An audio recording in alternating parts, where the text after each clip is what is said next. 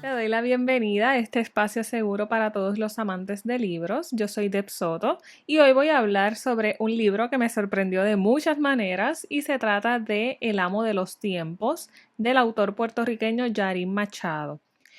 Yo no me esperaba que este libro me fuera a gustar tanto. Recuerdo que leí las primeras páginas y me di cuenta de que este no era un libro para tomarlo a la ligera. Entonces, pues tuve que volver a leer para caer en tiempo, pero cuando ya conocí a los personajes, todo fluyó de una manera muy distinta.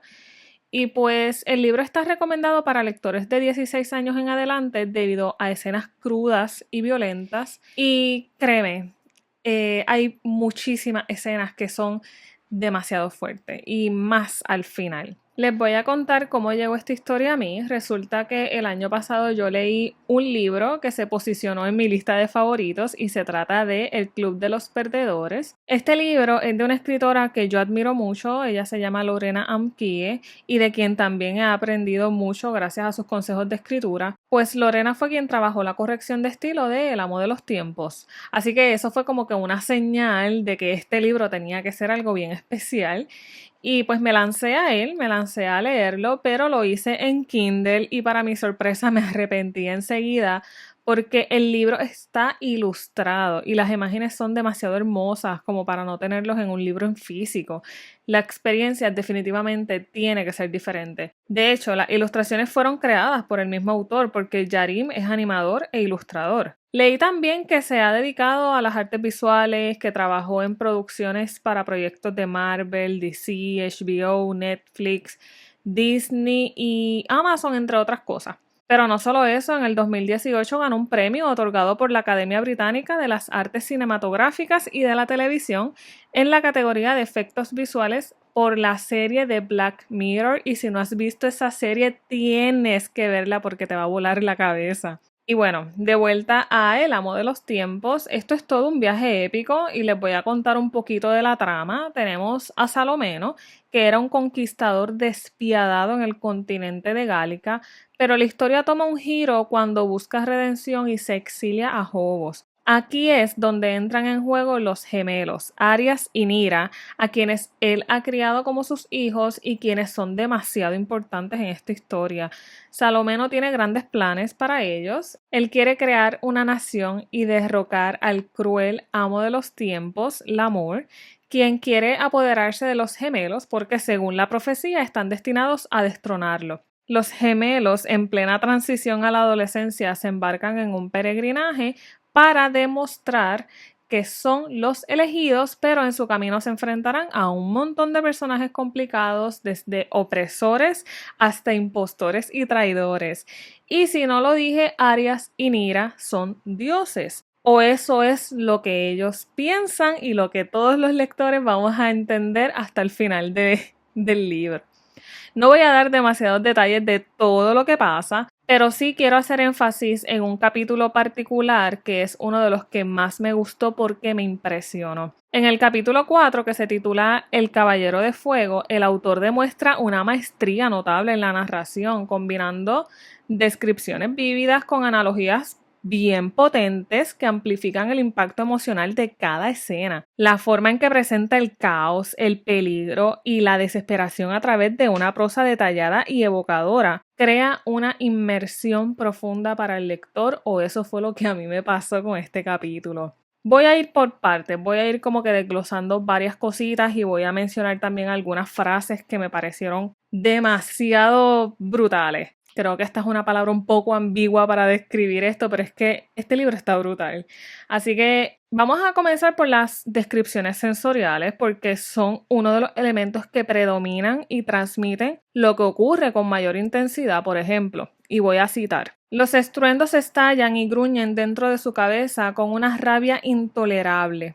Cierro cita. Esta descripción no solo ilustra el caos externo, sino también el tumulto interno de uno de los personajes, que en este caso es Nira. En cuanto a las sensaciones, voy a abrir otra cita. Al abrir los ojos, ve cómo las ramas de los árboles se le vienen encima como manos muertas que se escurren entre su cabello y cuello, cortándole la piel. Cierro cita. Esto añade una dimensión táctil y casi sobrenatural a la amenaza que enfrentan los personajes. Por otra parte, las analogías de este capítulo y sus metáforas estuvieron a un nivel superior porque logró enriquecer la narrativa, haciendo que las imágenes sean más memorables y evocadoras. Por ejemplo, tengo otra. Cuando dice la chispa de humo dorado. Eso que sale del barril del mosquete no solamente agrega un elemento visual, sino que también simboliza la brecha entre la realidad y el caos que se está desarrollando. Y en ese capítulo hay algo que también me llamó la atención porque el cabao es un animal, pues en ese capítulo hay un momento donde se describe casi como una extensión del guerrero, o sea, es como si reflejara la unión entre uno de los personajes que se llama Arbitan y su montura y aumenta la urgencia y la tensión de la escena en acción. O sea, es que cada una de las descripciones que hace el autor en este capítulo son como que realmente le dieron todo el brillo que necesitaba la novela está en este capítulo. Esa es mi opinión. Además, el autor no escatima en mostrar el sufrimiento y la vulnerabilidad de los personajes. La escena en la que Arias y Nira encuentran a sus amigos y familiares muertos está cargada de un dolor que es palpable. Las descripciones del cuerpo de Agin y el hoyo en el cráneo, o sea, ¿qué? Todo esto evoca una tristeza realmente desgarradora que se amplifica por la reacción emocional de los personajes.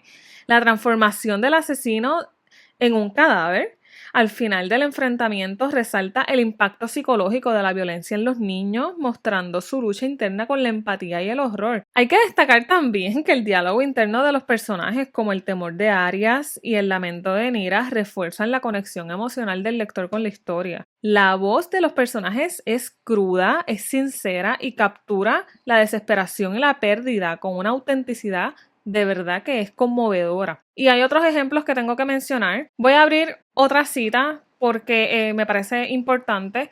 Dice, las balas se pierden en el bosque. Nira escucha los zumbidos que dejan los proyectiles. Suenan como espíritus que se pasean por sus oídos, susurrándole a su alma, llamándola. Cierro cita. Aquí el autor convierte el sonido de las balas en algo casi metafísico, intensificando la atmósfera de terror y de desesperación. Si no lo había dicho antes, este capítulo es bien intenso, tiene mucha acción, tiene mucho sufrimiento, tiene mucho que los personajes van a entender, van a comprender y como que van a madurar después de este capítulo. Y luego en la confrontación final, en este capítulo 4, la confrontación entre Arbitan y el mercenario está descrita con una brutalidad visceral. Y voy a abrir cita. Al mercenario no le quedan fuerzas. Levanta su puño al aire para intentar un último golpe, pero cae al agua. Su vida se torna fría en la corriente del río. Su cabeza guinda del cuello entre las manos tensas de Arbitan, tambaleándose con las caricias mórbidas de la corriente. Cierro cita. Traigo todo esto para destacar la habilidad del autor para entrelazar descripciones detalladas, analogías creativas y un enfoque en las experiencias sensoriales y emocionales de los personajes. Todo esto contribuye a hacer de este capítulo uno de los más impresionantes y conmovedores de toda la novela, o por lo menos, vuelvo y digo, para mí lo fue. La narrativa no solamente presenta los eventos, sino que los convierte en toda una experiencia que tú sientes, que tú te vives. Y uno de los aspectos que más yo aprecio de un buen libro es cómo las palabras pueden trascender lo simple, elevándose hacia una profundidad que resuena con nuestras emociones más íntimas. Cuando un autor logra capturar la esencia de una experiencia, una emoción o una idea compleja con palabras que parecen tener vida propia, el texto se convierte en algo más que una secuencia de letras, que no se trata solo de contar una historia, sino de evocar pensamientos, sentimientos, sensaciones. En fin, el libro es una verdadera joya para los amantes de la fantasía. Es crudo, es bárbaro y el autor hace un trabajo impresionante al sumergirnos en este mundo. Las batallas sangrientas y las descripciones exhaustivas te hacen sentir que estás justo en medio de la acción. De hecho, el villano de esta historia es grotesco grotesco en todos los sentidos. Y todo lo que yo pienso que todo lo que están sintiendo los personajes principales, Arias y Nira, lo sentí yo. Y tengo que decir que los últimos capítulos de este libro son súper impactantes, con un contenido muy difícil de digerir y a la vez con tantas verdades y mentiras envueltas que tú no puedes parar de leer ese final.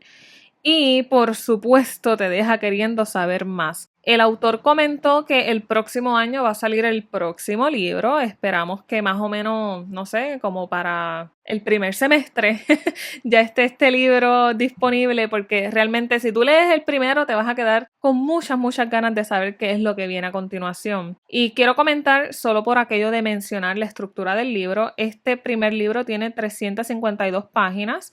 Los capítulos son extensos, con muchos personajes y mucha información que digerir. No vayas a este libro pensando que es una lectura ligera, porque a veces llegamos a un libro con unas expectativas y lo tildamos de malo o lo calificamos de mala manera, solo porque la lectura nos toca en un momento que no era el ideal para nosotros. Así que toma este libro pensando que vas a tener una experiencia distinta, pero enriquecedora. Si te gustan las historias de conquistas, batallas, traiciones y sobre todo una buena dosis de crítica social, este libro es para ti. Antes de despedirme, recomiendo que vayan a ver en YouTube el book trailer que preparó el autor. Les aseguro que lo van a disfrutar. Les voy a dejar el link en la descripción. Y otra cosa, yo estuve como que en modo stalker con el autor y descubrí en su página web que tiene un área donde están los extras. Hay un mapa de los lugares que se mencionan en el libro y tengo que decir que las ilustraciones son demasiado brutales. Voy a seguir usando esa palabra. Tienen que verla, la página es elamodelostiempos.com. Yo estoy casi segura que si tienes el libro en físico, este mapa está en el libro, pero en mi caso, como yo tenía la versión digital, no pude disfrutar de esta parte. También en esta página hay un diccionario de términos de la historia y también algunas ilustraciones adicionales, así que puedes ir a echarle un ojo. Y ahora sí me voy a despedir. Gracias por acompañarme en este segundo episodio. Nos vemos en el próximo capítulo. Cuídense y sigan leyendo.